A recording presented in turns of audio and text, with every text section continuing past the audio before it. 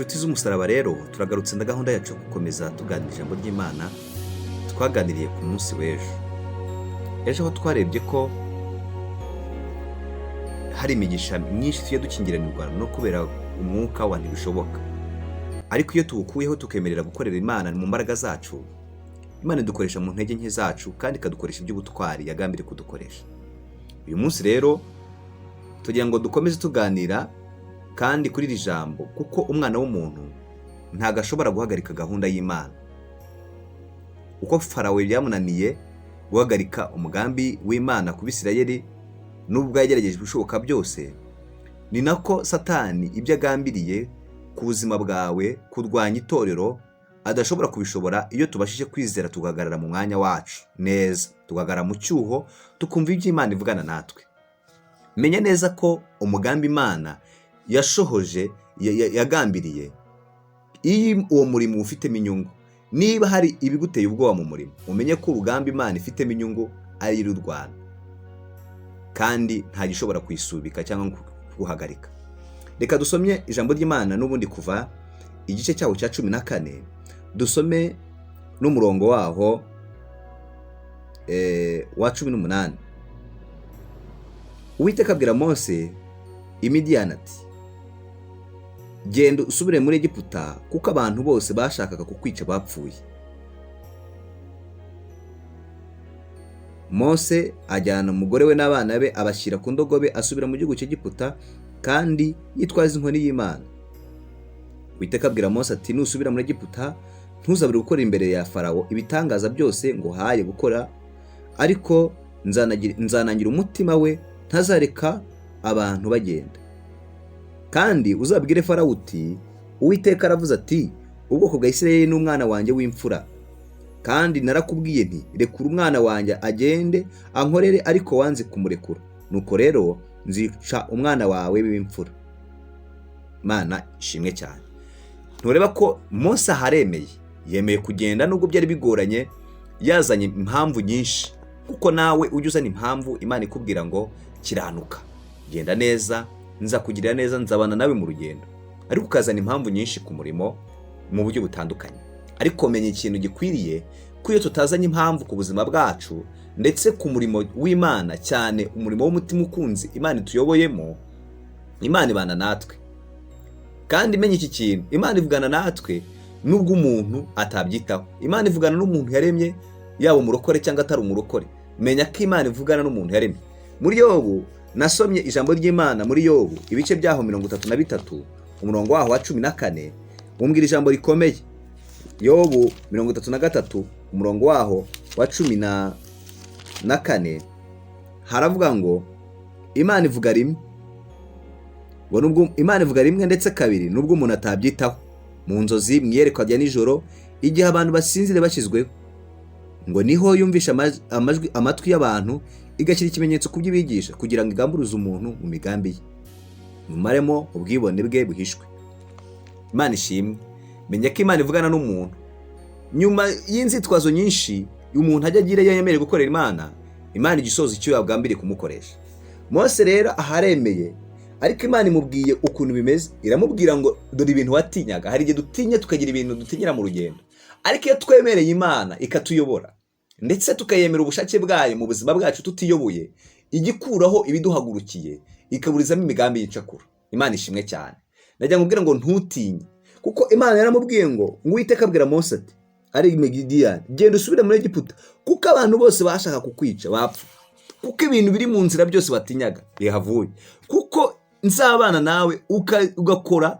Kandi Imana yigeze ibwira Gideyoni ngo dore ikimenyetso kizerekana ko nzabana nawe, nuko uzanesha abamidiyani abamidiyani nkunesha umuntu umwe, kandi ugakiza Abisirayeli ingabo z'Abamidiyani. Imana ishimwe.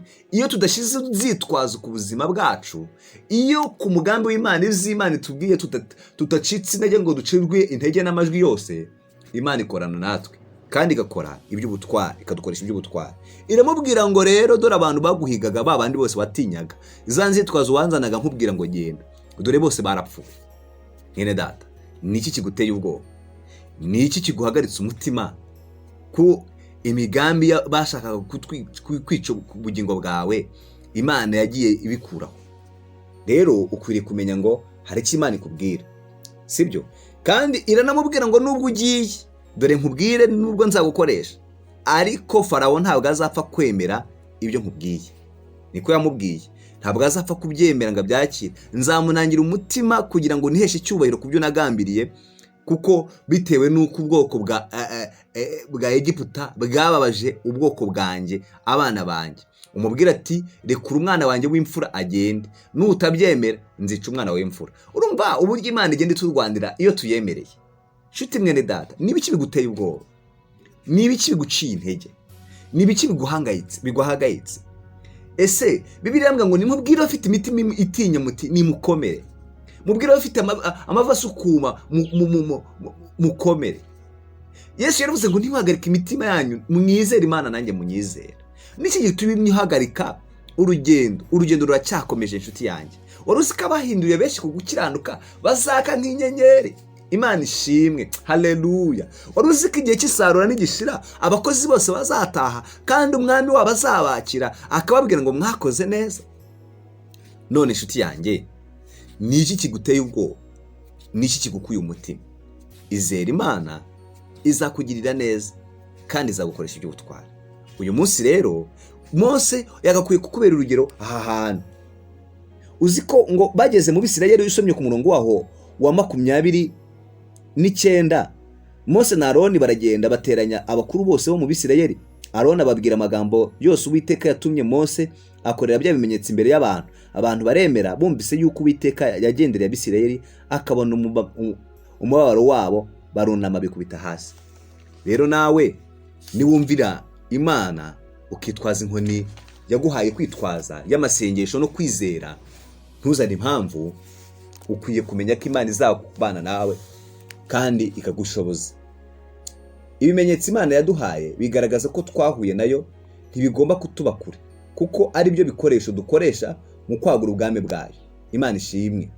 Rero ukwiye kuzirikana iki kintu, ko ukwiye gukorera Imana atari uko igombye kugufatira inkota ku gakano. Oya, hari umugabo umwe nigeze numva Imana yamubwiye ati nkorera, akanga, afite amafaranga, afite akazi keza, kiramubwira ati reka data. Igihe kimwe rero ari mu gihe ari kugenda, ari nijoro, yari ari mu kazi, ahura n'abagizi ba nabi bashaka kumwica, bakamwiba n'amafaranga, bagatwara na moto yari ari kugendaho.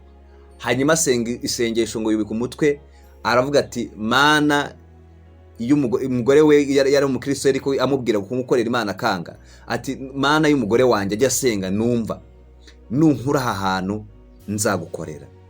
Imana iramukiza ikoresheje utuntu tworoheje cyane, iramutabara, aragenda. Ariko agenda kubera hari igikomere afite ku mutima, kubera ko yanze kumvira Imana ku neza. Ntabwo ukwiye kureka kumvira Imana, ukwiye kumvira Imana kandi ukazirikana ko Imana iyo tuyemereye gukoresha. Kandi iyo dufatanije ku murimo, reka mvuga iki kintu, uko Mose na Aroni bafatanyije ku murimo, byagiye bituma Abisirayeli bemera ko Imana ibakoresheje. Kandi gufatanya rero imbaraga kwacu kw'abakristo niko gutuma tunesha, ariko gutatanya imbaraga bituma duhurwaho Satani. Menya umugambi w'Imana, uzirikana Imana ibyo ikubwira, izagushoboza. Reka dusenge. Data, mu izina rya Yesu, tubonye urugero rwiza rw'uko Mose yemeye kugendana nawe ukamukoresha iby'ubutware. Iyo tukumviye, bana natwe. Hari abantu benshi dufite ibyitegererezo byiza, wajya ubakoresha ukabagenderera. Ngaho komeza kubana natwe, dushyikirane mu izina rya Yesu twese twize kubikora. Amen.